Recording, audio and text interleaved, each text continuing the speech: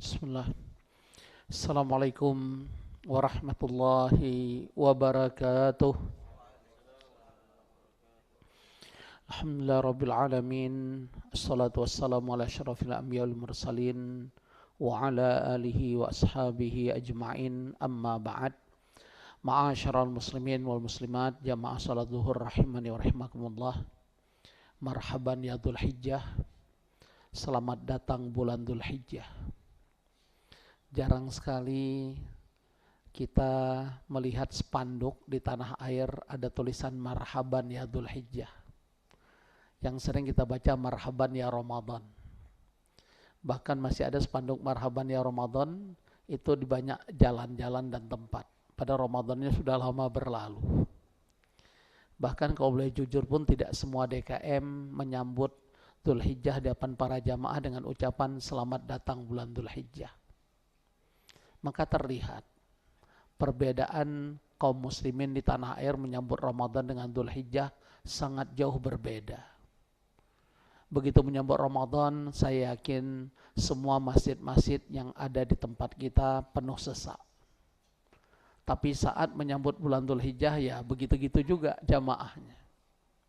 Padahal kata para ulama, kalau dibuat apple to apple sebuah perbandingan, mana lebih utama di sisi Allah, 10 awal Ramadan atau 10 awal bulan Dzulhijjah? Mereka menjawab 10 awal bulan Dzulhijjah lebih utama di sisi Allah dibanding 10 awal bulan Ramadan. Makanya dan surah Al-Fajr ayat 2, walayalin asyar, mayoritas ahli tafsir menafsirkan Allah bersumpah dengan 10 malam di awal bulan Dzulhijjah. Walaupun ada ahli tafsir menafsirkan ayat ini Allah bersumpah dengan 10 malam terakhir Ramadan. Bahkan ada ahli tafsir menafsirkan surah Al-Fajr ayat 2, Allah bersumpah dengan 10 malam di awal bulan Muharram. Insya Allah kalau kita diberi umur, Pak Adat dan semuanya, kita akan bertemu Muharram bulan depan. Semoga Allah pertemukan dengan awal tahun Hijriyah ya, hakikatnya demikian. Tapi saat Imam Ibnu Rajab ditanya, mana lebih utama 10 terakhir Ramadan atau 10 awal Dzulhijjah? Jadi perbandingannya bukan 10 awal Ramadan, bahkan pertanyaannya mana lebih utama 10 malam terakhir Ramadan atau 10 malam di awal bulan Dzulhijjah? Jawaban beliau, kalau berkaitan malam-malam terbaik adalah 10 terakhir Ramadan. Karena di dalamnya ada malam apa Pak? Lailatul Qadar. Yang Allah sebutkan khairum min alfi syahr. Tapi kalau berkaitan hari-hari terbaik, tadi kan malam ya, berkaitan hari-hari terbaik adalah 10 awal Dzulhijjah dan kita sedang berada di dalamnya. Bahkan Allah bersumpah di surah Al-Fajr ayat berikutnya ayat 3. Wasyaf'i wal watar. Demi yang genap dan demi yang ganjil. Semua ahli tafsir sepakat ayat ini Allah bersumpah dengan yang genap 10 Dzulhijjah, dengan yang ganjil 9 Dzulhijjah, dan insya Allah kita akan melewatinya nanti. Dan kita bersyukur pada Allah. Kali ini umat Islam di negeri ini tidak bingung. Kapan Idul Adhanya? Kapan puasa Arafahnya?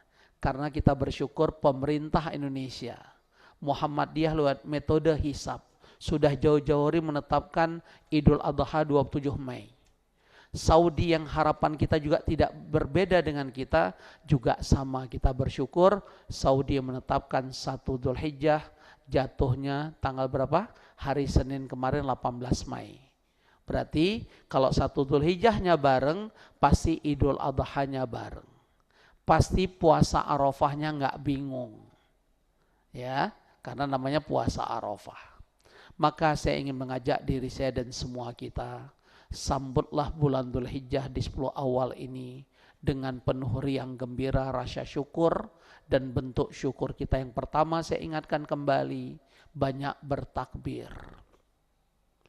Bahkan takbir itu disunnahkan sejak malam Senin kemarin. Dimanapun dan kapanpun banyak bertakbir. Kecuali tempat-tempat dilarang seperti kamar mandi, itu nggak boleh takbir. Tapi kok di mall, kita sedang belanja apa, takbir tuh indah banget, walaupun pasti banyak orang yang bingung. Pak Haji Haddad kapan lebarannya, masih lama tahu. Karena takbir identik malam takbiran. Kan gitu ya. Itulah bedanya Idul Fitri dengan Idul Adha. Kalau Idul Fitri disunahkan takbir sejak malamnya kan, malam takbiran diistilahkan. Dan berakhir sebelum sholat Id kita kerjakan, betul ya? Begitu berdiri semua berakhirlah takbir saat Idul Fitri. Berbeda Idul Adha Bapak Ibu. Ada sunnah yang terlewatkan di negeri ini. Yaitu para sahabat sejak memasuki tanggal 1 Dzulhijjah. Seperti Ibnu Umar, Ibnu Abbas, Ibnu Mas'ud radhiyallahu anhum dan para sahabat yang lain sengaja mereka bertakbir di tempat keramaian orang. Sehingga digambarkan saat itu suasana kota Madinah menggema dengan suara takbir. Kalau di tempat kita ada nggak yang takbir? Pasti dipegang kepala, salah minum obat ya, kapan lebarannya. Itu sunnah yang terlewatkan. Ada satu sunnah juga yang memang harus kita benar-benar amalkan. Jangan tinggalkan namanya takbir muqayyad. Kalau takbir yang tadi sejak tanggal 1 Dzulhijjah diistilahkan takbir mutlak. Tidak terikat tempat dan waktu. Ada takbir muqayyad terikat oleh tempat dan waktu. Kapan dimulainya Bapak Ibu? Sejak tanggal 9 Dzulhijjah habis sholat subuh, diharapkan imam-imam yang ada di masjid kita sholat subuh saat tanggal tersebut bertakbir, mengajak dirinya dan jamaah untuk bertakbir, walaupun sunnahnya tidak perlu dikomando. Jadi kalau imam bertakbir itu dalam rangka dia mengajak dirinya dan jamaah. Kalau imam lagi bersin gimana? Terus aja takbir kita. Kalau imam batal gimana? Tetap takbir, bukan karena imam kita bertakbir. Tapi kita bertakbir karena min sya'airillah, kita ingin membesarkan syiar-syiar Allah di hari-hari yang mulia. Jadi bedanya takbir mutlak dimulai tanggal 1 Dzulhijjah, takbir muqayyad dimulai tanggal 9 Dzulhijjah habis subuh, dan setiap habis sholat fardu semua kita bertakbir. Nanti mulai tanggal 9 kalau ada kajian zuhur diingatkan ustadznya untuk takbir. Jadi bukan malam takbiran. Ini sunnah yang terlewatkan di kalangan kaum muslimin, khususnya di tanah air. Kapan takbir mutlak dan muqayyad berakhir? Berakhirnya tanggal 13 Dzulhijjah, karena semua kita sama, berarti hari Sabtu, sebelum terbenamnya matahari di hari Sabtu, terus bertakbir, begitu terbenam matahari, selesailah takbir yang sudah kita kerjakan sejak tanggal 1 Dzulhijjah, berkaitan takbir mutlak, takbir muqayyad yang kita kerjakan sejak tanggal 9 Dzulhijjah habis subuh, berakhir saat itu. Dan itu menunjukkan itu berakhirlah hari tasyrik dan tidak ada lagi hewan kurban yang disembelih sesudah tanggal 13 Dzulhijjah. Kalau ada hewan yang disembelih bukan hewan kurban, hanya hewan biasa. Kalau dia bagi-bagi kepada fakir miskin bukan sebagai hewan kurban, hanya sedekah biasa. Sama dengan orang menyembelih hewan kurban sebelum sholat Id dilaksanakan, maka menjadi sedekah biasa. Ini yang pertama. Yang kedua, kita disunnahkan banyak berpuasa sunnah. Bahkan ternyata perbuatan Rasulullah SAW dan para sahabat, mereka berpuasa 9 hari berturut-turut sejak tanggal 1 sampai 9. Ini afdal. Ustadz, bagaimana kalau saya nggak mampu? Apalagi marbot kita udah minum air putih tadi ya, contoh ya. Padahal beliau gemuk mirip-mirip saya, beda tipis lah kami ya. Kalau nggak mampu, saran saya nggak bisa 9 hari, usahakan 4 hari. Senin kemarin, besok Kamis, Senin lagi dan Selasa. Itu udah diskon. Tapi ada yang paling diskon, Ustadz, saya lagi minum obat jantung, ada aja ngeles.com. Ya, obat jantung lah, lagi diabetes lah. Kalau nggak bisa 4 hari juga, ini saya mohon banget. Kalau nggak puasa emang terlalu. Berterlalu. Kata siapa? Nah, kata siapa Mas? Terlalu, kata Bung Roma aja ya. Jangan tinggalkan puasa Arafah. Karena tidak ada perbedaan antara pemerintah Muhammadiyah dan Saudi, puasa Arafah itu jatuhnya hari Selasa. Bangunkan semua keluarga kita. termasuk anak-anak kita yang sudah usia tamis 7 tahun, bangunkan mereka. Walaupun mereka belum disyariatkan, tapi mulai kita mendidik. Kenapa saya agak keraskan suara? Karena itu yang saya lakukan untuk anak-anak saya. Bahkan ada di antara mereka sejak 5 tahun sudah puasa Arafah. Bahkan Fatih kecil tadi, kelas 3, dengan izin Allah sudah punya 5 juz hafalan, dia minta dibangunkan sahur karena dia melihat abu dan uminya puasa. Maka saya katakan, Fatih kamu masih sekolah, kalau ingin puasa besok sayang. Karena Rabu nggak usah. Nanti malu pula marbot kita dengan Fatih nanti. Ya, kalau Fatih puasa ya, kekatnya bagian. Apa keutamaan puasa hari Selasa nanti Bapak Ibu catat ya. Jangan pura-pura saya nggak tahu Ustadz, lupa, ada aja. Ya, puasa Selasa itu disebut puasa Arafah. Di mana fadilah keutamaannya yukafir anhu asana al-madiyah wal atiyah, akan diampuni dosa kita setahun yang lalu dan setahun yang akan datang. Bahkan puasa Arafah ini lebih utama dibanding puasa Asyura. Karena puasa Asyura 10 Muharram hanya diampuni dosa kita setahun yang lalu. Tapi kalau puasa Arafah, hari Selasa insya Allah kita puasa, diampuni oleh Allah dosa-dosa kita setahun yang lalu dan setahun yang akan datang. Para ulama berbeda pendapat, dosa yang mana? Ada yang mengatakan karena tidak ada kata-kata dosa kecil, maka dosa besar juga akan diampuni oleh Allah. Tapi ada juga ulama mengatakan yang diampuni dengan puasa tersebut hanya dosa-dosa kecil.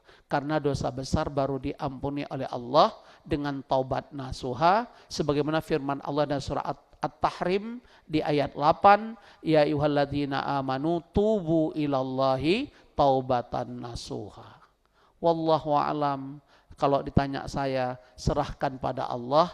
Tugas kita puasa hari Selasa, niatnya puasa Arafah, serahkan pada Allah dosa yang mana yang Allah ampuni. Karena semua kita pasti banyak dosa. Apalagi tanamkan sebuah keyakinan, jangan-jangan ini adalah puasa Arafah terakhir dalam hidupku ya Allah. Jangan kepedean, masih ketemu Arafah tahun depan, gak ada yang tahu umur. Yang ketiga, perbanyak zikir. Apa zikir yang terbaik? Adalah membaca Al-Quran. Sebagaimana keterangan Rasulullah SAW.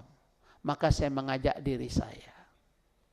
Ayo kita khatamkan Quran 10 hari Zulhijjah minimal 1 kali. Siap?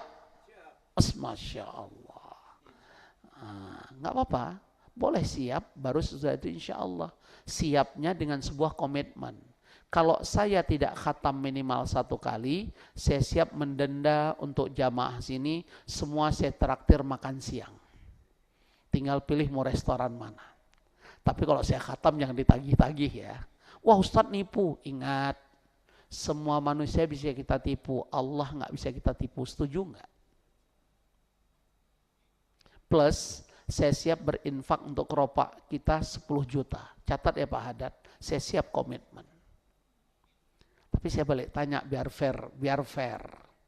Biar ada fairnessnya. Kalau Pak Haji Haddad dan Bapak Ibu nggak khatam minimal 1 kali, dendanya apa? Traktir saya 1. Keropaknya berapa? Tadi saya 10 juta loh. Traktirnya semua loh. Kalau ustadz cuma 1, kecuali ada bahasa ustadz. Tapi belum tentu juga ustadz punya komitmen seperti itu loh. Saya punya teman, pada ustadz hebat, ilmunya hebat. Ternyata Ramadan nggak khatam Quran. Alasannya sibuk. Pak saya jawab, emang antum aja yang sibuk. Ayo kita lihat jadwal. Siapa yang paling sibuk? Jadi bukan persoalan ustadz. Ini persoalan komitmen sebagai hamba Allah. Ingin mewujudkan tentang pernyataan Allah surah Al-Muluk ayat 2. Liyabluwakum ayyukum ahsanu amala. Bisa jadi Bapak Ibu lebih mulia di hadapan Allah dibanding kami para ustadz. Bahkan saya mau nanya, siapa duluan masuk neraka? Ustadz atau jamaah? Semangat banget. Kalau begitu saya balik lagi, siapa duluan masuk surga? Ustadz juga. Kalau ustadz yang komit dengan apa yang dia sampaikan. Kalau nggak kabura maktan, amplop nggak seberapa, kami neraka dulu. Kalau apa yang kami sampaikan tidak sesuai Quran Sunnah, kalau apa yang kami sampaikan kami tidak mencoba beramal seperti apa yang kami sampaikan. Na'udzubillah min dzalik. Berat memang.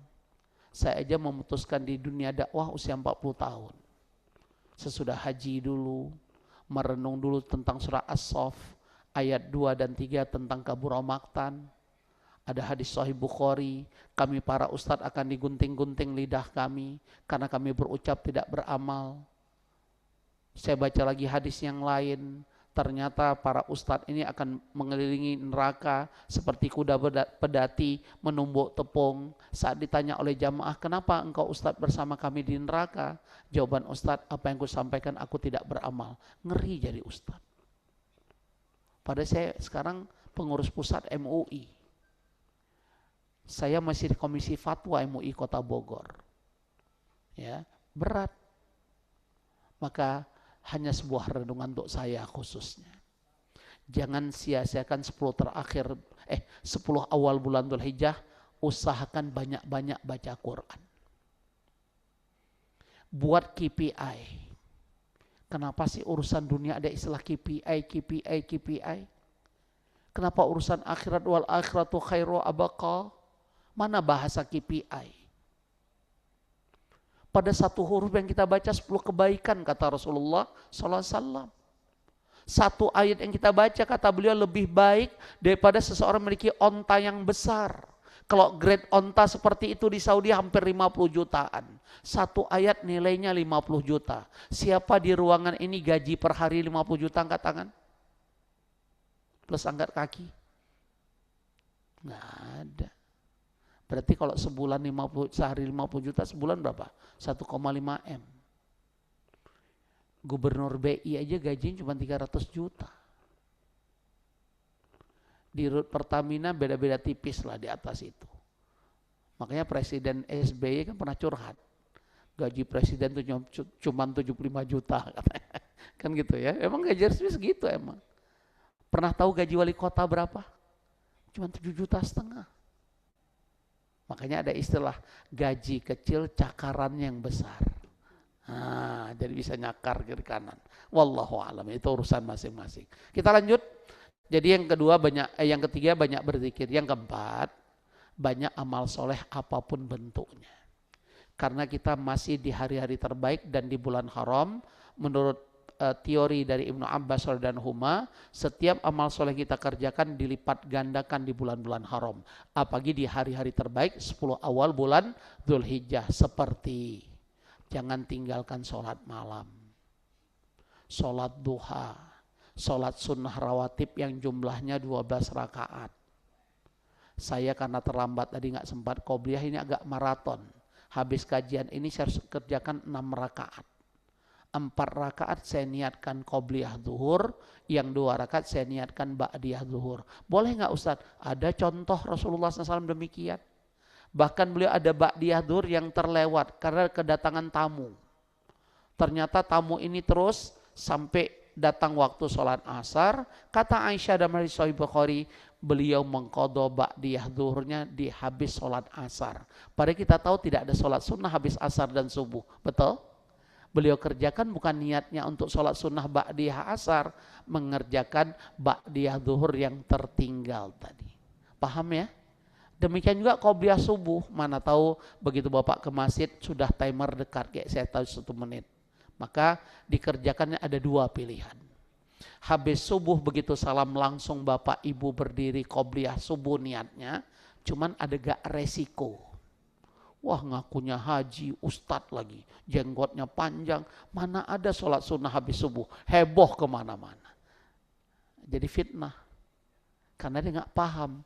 Pada niat kita bukan ba'diyah subuh, qobliyah subuh yang terlewat.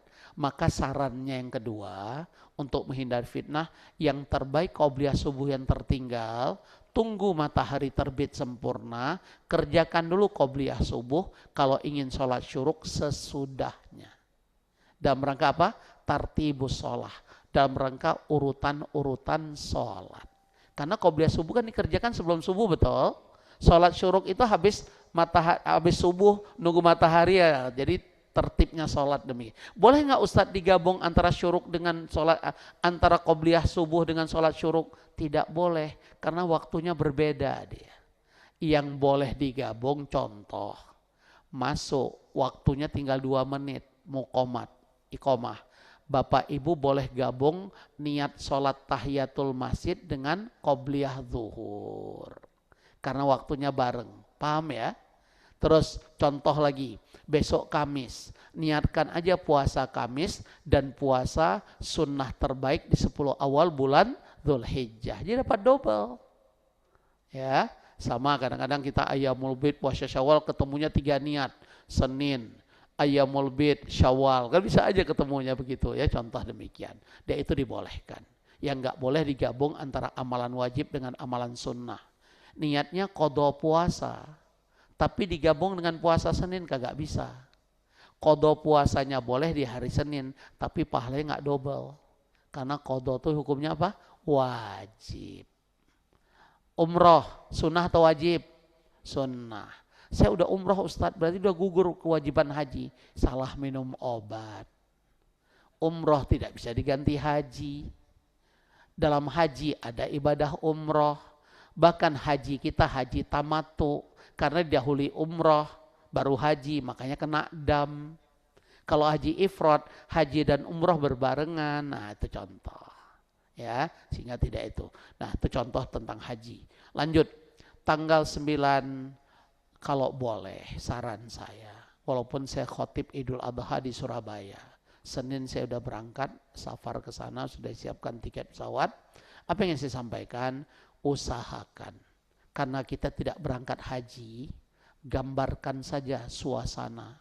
Habis zuhur di hari Selasa, kalau yang nggak kerja, saran saya, i'tikaflah di masjid. Bayangkan kita sedang di padang Arafah. Karena puncak haji itu wukuf di Arafah. Tidak sah haji tanpa wukuf. La hajja liman la arafatalah. Itulah keterangan Rasulullah SAW dan hadis Sahih Bukhari, tidak sah haji tanpa wukuf padang Arafah. Nah kita, kenapa duduk habis zuhur sampai kalau perlu buka puasa di masjid kita? Kalau nggak disiapkan kita bawa atau telepon istri atau GoFood juga bisa. Karena itu hari-hari terbaik. Karena itu doa kita akan mustajab. Membuat arsy Allah berguncang bagi mereka yang sedang di padang Arafah. Sampai Allah bersumpah kepada jamaah haji padang Arafah.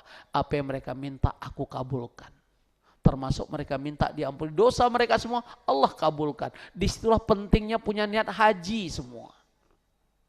Sudah saya sampaikan bulan lalu.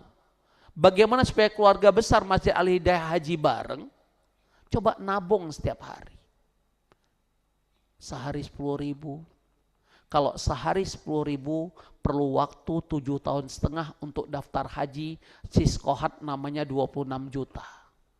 Kalau Bapak Ibu sudah daftar haji, kapan berangkat itu urusan Allah. Domainnya Allah.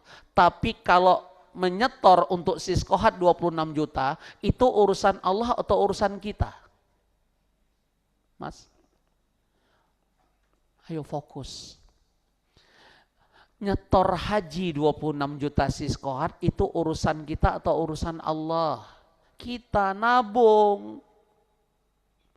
Kalau mampu 20.000 sehari, catat kata-kata saya, cukup 3,5 tahun udah bisa daftar haji. Apalagi kok 50.000, cukup cuma setahun bisa daftar haji. Keren kan? Jamaah Al-Hidayah haji bareng. Amir Safar haji Haddad. Masya Allah. Saya pikir Haddad itu tadi Habib.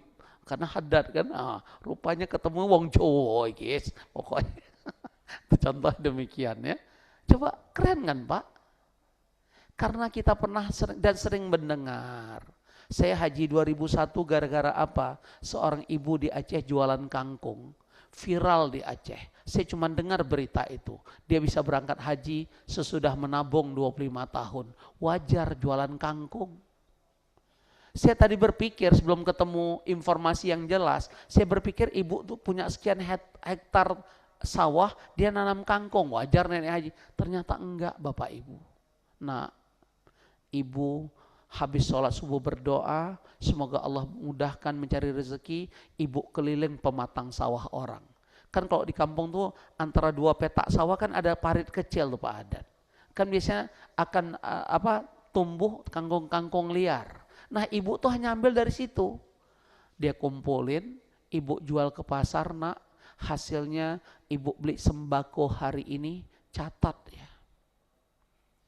Di antara kebahagiaan seorang manusia, kata Rasulullah SAW, saat dia punya makanan untuk hari tersebut. Yang membuat kita stres apa? Karena memikirkan besok apa ya makanannya. Jadi kalau Bapak, Ibu dan saya sudah mampu memahami punya makanan untuk hari, udah bahagia aja. Dan ibu itu seperti itu. Ada sisa gopek nak, ibu nabung haji.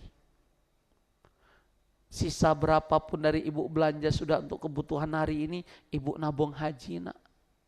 Langsung saya dapat pelajaran, ya Allah, mulia dan hebat sekali ibu ini. Langsung saya datangi rumah ibu saya sempat protes tanda kutip, nggak salah kamu Fik, rumah aja masih tinggal rumah mertua waktu itu di Aceh. Anak kamu masih orok bayi. Enggak Bu, malu rasanya dengan Allah. Dia cuma tukang jual kangkung naik haji. Masa saya belum kebayang? Sama dengan cerita saya tentang kurban. Sejak kapan kita ikut kurban seekor sapi? Bukan satu sapi bagi 7, 10 tahun lalu. Indonesia heboh dengan seorang tukang sampah di Jakarta, tinggal di bawah kolong jembatan, dia kurban seekor sapi, dia tuntun hewan kurbannya ke Masjid Istiqlal. Ternyata media saat itu meliputnya. Dan saya yang jarang nonton TV, diajarkan oleh Allah. Saat ditanya, bagaimana Bapak bisa beli hewan kurban sapi? Jawaban pemulung sampah ini, saya nabung 7 tahun. Ditanya, kenapa Bapak ingin kurban sapi? Dengarkan Bapak Ibu. Saya ingin membuat orang tua saya sudah meninggal bangga di hadapan Allah. Hebat sekali nggak Bapak ini? Kita yang kerja di perusahaan ini coba renung. Pernah kurban sapi belum? Kalau ada yang nanya, Ustadz omdo nggak? Hanya Allah yang tahu. Nggak berani Pak, Bu. Saya pribadi menyampaikan sesuatu kalau saya nggak berbuat, ngeri. Walaupun dibolehkan dalam syariat. Kan nggak semua yang disampaikan harus kita kerjakan. Tapi kan lebih afdal kalau kita mengerjakan dulu baru menyampaikan. Itulah beda da'i dengan ustadz. Da'i dia mengajak dirinya dulu baru ngajak orang. Kalau ustadz ya guru, nama ustadz kan guru bahasa Indonesia. Maka ada mantan pelawak jadi ustadz. Masih main sinetron jadi ustadz. Masih ada. La haula wa la quwata illa billah.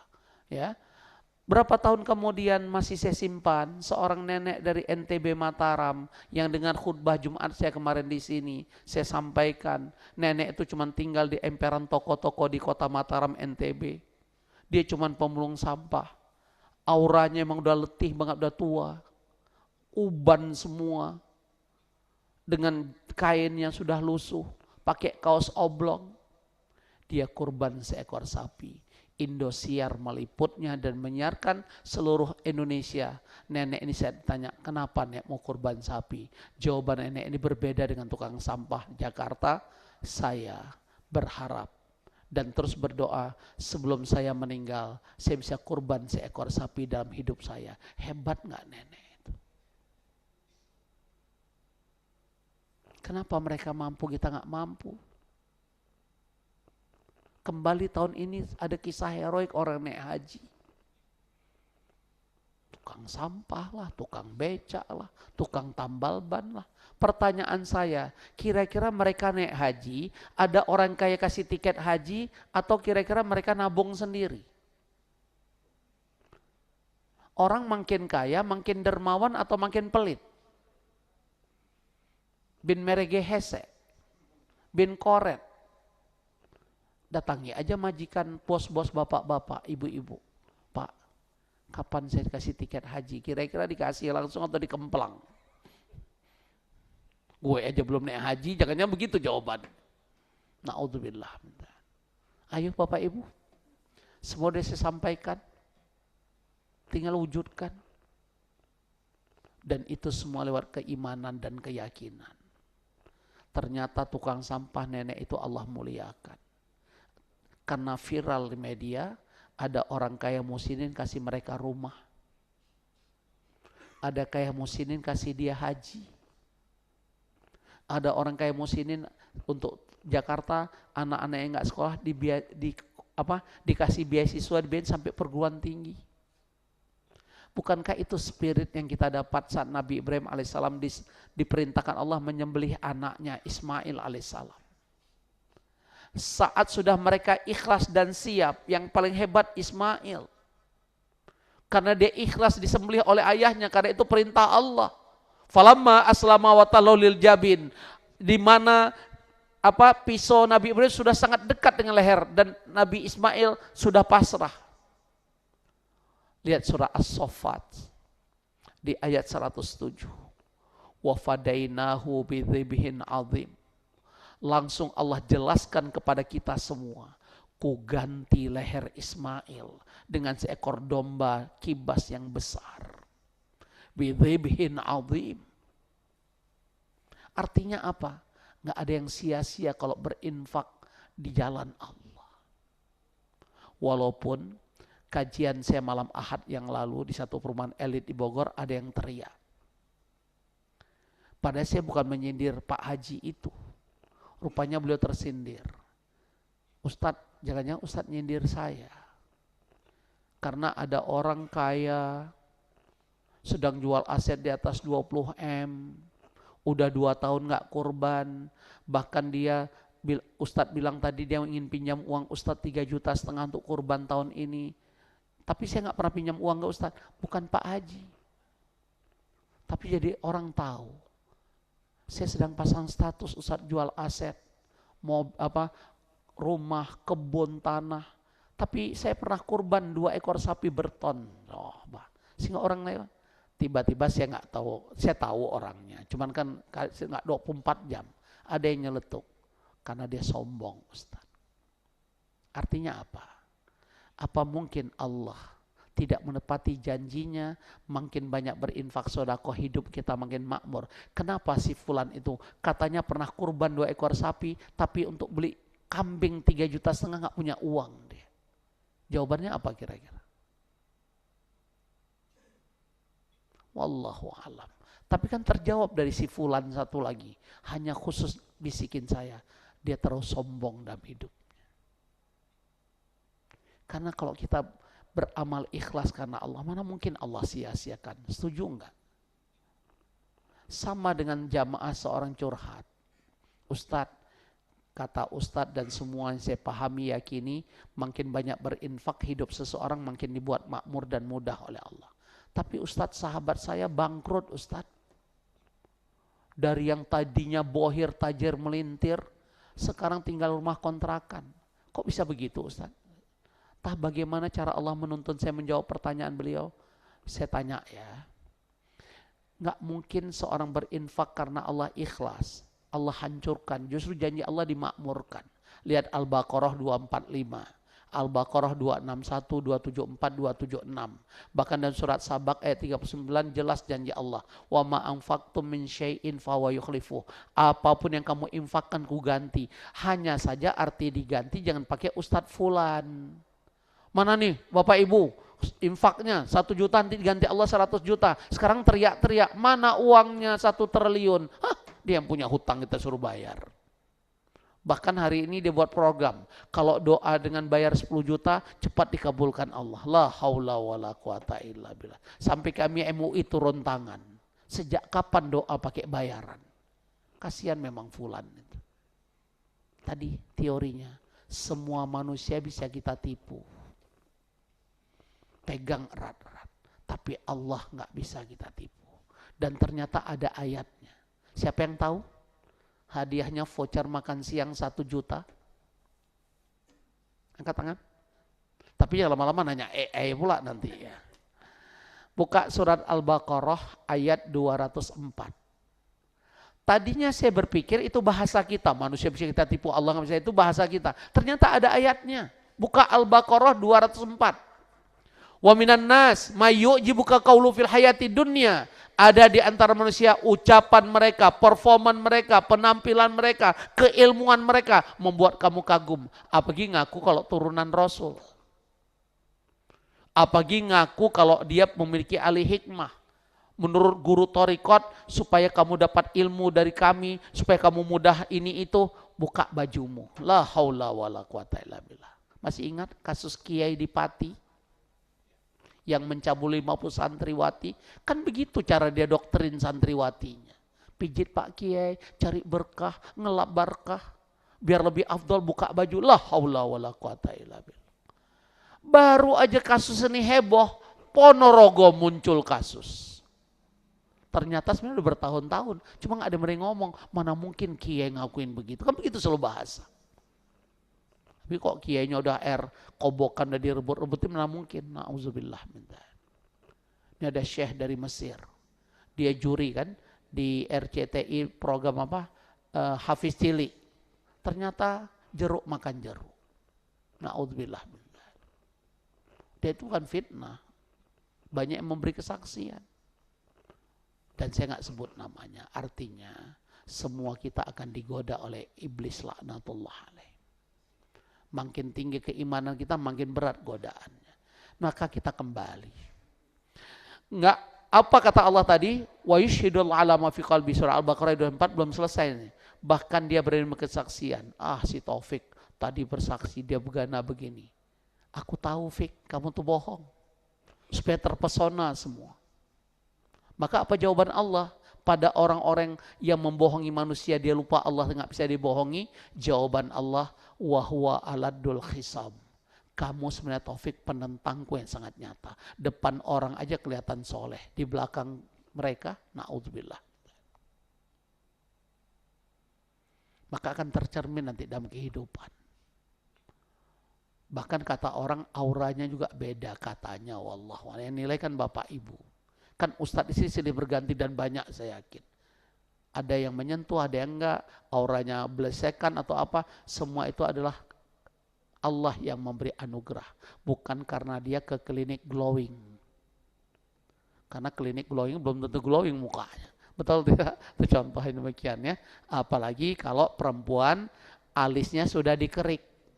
Lupa pakai pensil alis, kira-kira pas ketemu kayak Upin Ipin enggak? Maka beritahu istri-istri bapak-bapak yang pakai kerik-kerik, dilarang. Yang kedua hikmahnya udah pasti. Gimana kalau istri lupa pakai pensil alis? Kira-kira mukanya kayak Upin Ipin nggak? Tahu Upin Ipin? Nontonnya sendiri. Itu contohnya ya. Ya karena anak saya yang kecil itu murotalnya Upin Ipin tapi isinya murotal. Nah, supaya dia hafal kan. Lanjut ya. Jadi itu adalah pesan berkaitan selamat datang bulan Dzulhijjah dan di tanggal 10-nya kita disyariatkan menyembelih hewan kurban. Saya sudah memberi motivasi di khutbah Jumat kemarin. Bahwa untuk bisa menanamkan semangat berkurban sepanjang masa, pahamilah kurban itu bentuk kita bersyukur pada Allah. Berarti yang enggak kurban enggak pandai bersyukur. Yang kedua, motivasi dulu sebelum kita pelajari hikmah. Tapi kelihatan nggak cukup hari ini. Jadi ada patu ya Pak adatnya tema hari ini. Yang kedua, memotivasi kita berkurban sepanjang masa. Pahami, itulah yang disebut orang beriman. Karena orang beriman cuma satu jawabannya.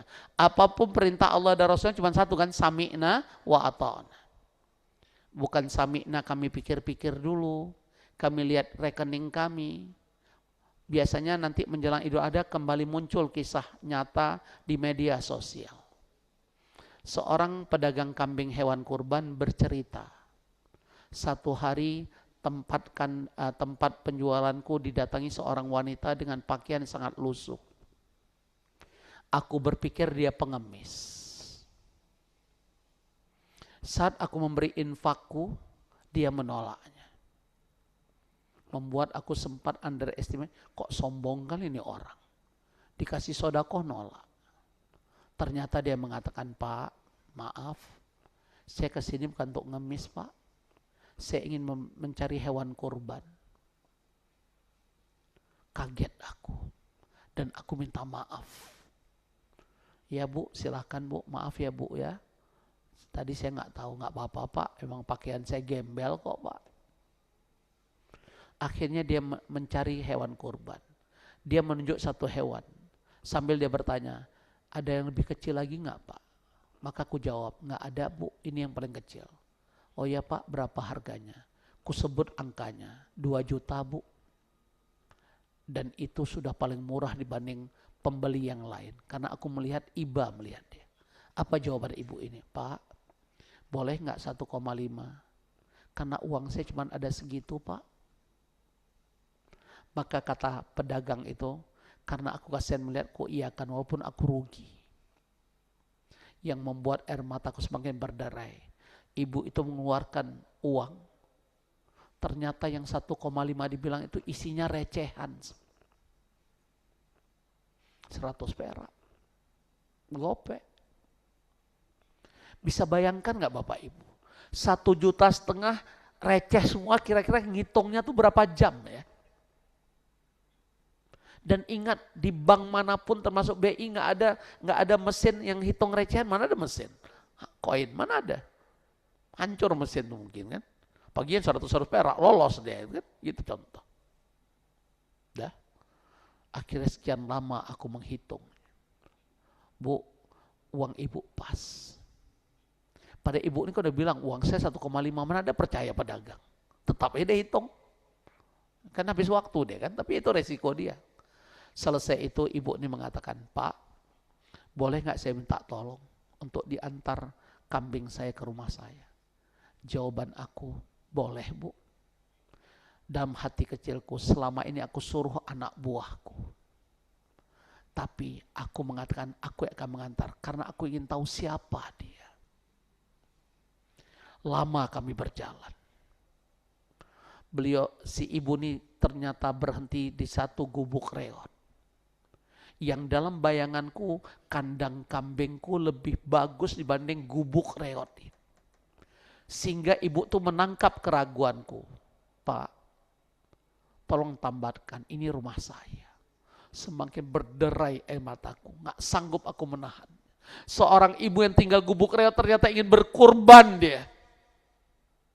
Gak pantas kalau ada di hadapan saya gak berkurban tahun ini dengan alasan sedang krisis. Na'udzubillah.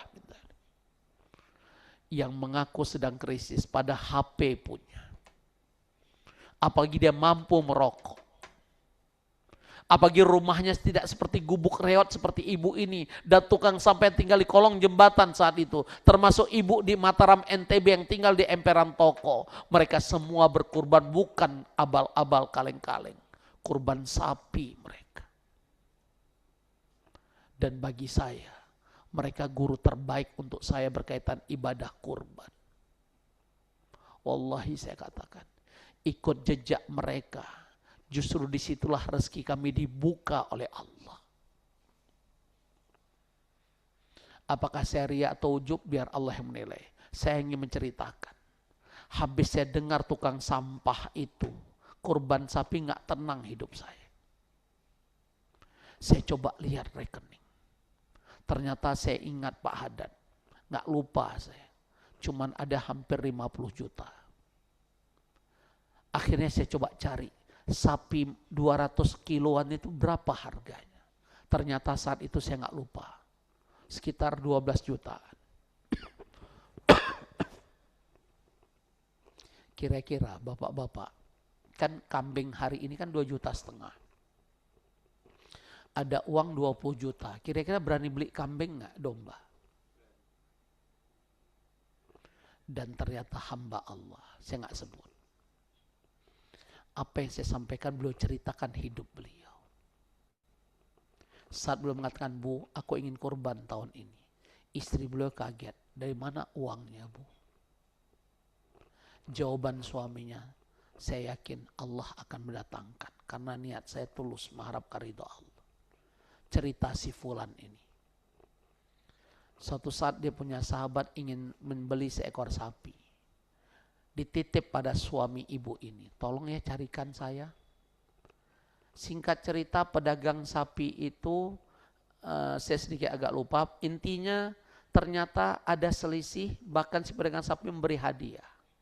Lewat hadiah itulah beliau tahun ini bisa membeli hewan kurban dan istrinya kaget. Itu yang disebutkan Allah, wa may yatawakkal 'alallah fahuwa hasbuh. Kalau semua hidup jiwa raga kita serahkan pada Allah, termasuk Bapak Ibu ingin kurban tahun ini yang terbaik, pasti Allah cukupkan. Syaratnya apa? Azam, tekad yang kuat. Fulan tadi tekadnya kuat, istrinya yang bingung. Untung gak stroke. Karena janji Allah di surah Ali Imran ayat 59, fa'idha azamta fatawakkal 'alallah. Kalau kamu sudah bulatkan tekad, serahkan pada aku. Termasuk yang belum haji. Kalau boleh saya buat survei, mohon maaf nih. Kalau lihat wajah-wajah Bapak Ibu banyak yang belum haji. Betul apa betul? Dari wajah wes ketok, ceto elo-elo. Nah, ada dua prinsip tadi. Beda orang sudah nyetor belum berangkat dengan orang sama sekali belum nyetor, tuh beda sisi Allah. Kalau Bapak Ibu sudah nyetor sesuai saran saya, boleh hari ini nabung 10.000, 7 tahun setengah bisa daftar. Kalau mampu 20.000, 3 tahun setengah bisa daftar. Kalau mampu 50.000 sehari, setahun yang akan datang bisa daftar 26 juta. Tapi saya ingatkan satu hal, hati-hati dengan godaan setan. Begitu uang terkumpul 10 juta, motor rusak, kira-kira kepala di mana? Ke motor rusak. Lupa dengan janji menyetor haji. Dan siapapun yang merubah niatnya, khususnya haji, saya beri mengatakan dengan nama Allah, hancur dia. Paham saya? Dia udah niat haji, sudah nabung. Tiba-tiba ada kebutuhan yang sebenarnya masih bisa dia lakukan yang hal lain. Motor rusak, emang gak bisa naik angkot. Emang harus diambil dari itu. Yakin dengan Allah. Seperti si fulan tadi, istri yang bingung, dari mana kita kurban? Yakin dengan Allah. Ternyata benar. Min haitsu la yahtasib. Yang tanpa kita sangka-sangka dan duga. Coba bayangkan, tukang sampah hingga kolong jembatan, mustahil kan kurban sapi, impossible, out of the box itu. Di luar nalar. Tukang becak nih haji, ternyata nabung 55 tahun. 2015 saya kembali diberi kesempatan Allah haji, ternyata ada seorang ibu tukang cuci baju dari rumah ke rumah di Aceh, berangkat haji sesudah nabung 50 tahun. Adapun Bapak Ibu yang kerja di perusahaan dan kantor ini, di gedung ini, cukup paling lama 7 tahun setengah, Pak. 10.000 mampu nggak? Tanya perokok-perokok yang merokok, tukang becak, tukang sampah. Untuk rokok mereka 10-20 ribu loh sehari. Betul apa betul? Tanya mereka. Saya udah survei. Bukan saya karang-karang Pak, Mas. Dengan bangganya mereka mengatakan, saya Ustadz kalau merokok rata 10-20 ribu. Begitu kita tanya, Anda pernah kurban? Boro-boro kurban Ustadz makan aja susah, tapi mulutnya rokok. Yang salah minum obat dia atau saya? Karena dia bilang, Ustadz ada-ada saja, mana mungkin saya bisa kurban. Tapi untuk rokok ada dia. Makanya saya bilang yang salah minum obat dia atau saya, kan gitu tadi. Na'udzubillah min dzalik. La haula wala quwwata illa billah. Cukup karena waktu kita terikat. Saya banyak ingin menyampaikan, minimal apa yang saya sampaikan ini. Marhaban ya Dzulhijjah, ingat tadi, banyak takbir, banyak puasa sunnah, nggak bisa tadi minimal Selasa depan. Yang ketiga banyak banyak zikir, khususnya khatamkan Quran, yang nggak khatam minimal sebanyak-banyaknya baca Quran sesuai kemampuan. Yang keempat banyak amal-amal soleh, dan yang terakhir jangan lupa apa tadi? Jangan lupa kurban. Jangan cuman korban perasaan. Apalagi sejarah mencatat 2 orang anak Adam Allah perintahkan kurban, Qabil kurban, Habil kurban, betul? Qabil kurban enggak? Habil kurban enggak? Berarti kalau ada di antara kita enggak kurban namanya kelompok Qobal Kabil. Cocok. Subhanakallahumma bihamdika asyhadu an la ilaha illa anta astaghfiruka wa atubu ilaik. Jangan lupa yang enggak kurban tulis spanduk depan rumah, kami keluarga Qobal Kabil. Bin Merege Hese, bin Pelit, bin Koret, tanda tangan kepala keluarga. Ayah wai. Assalamualaikum warahmatullahi wabarakatuh.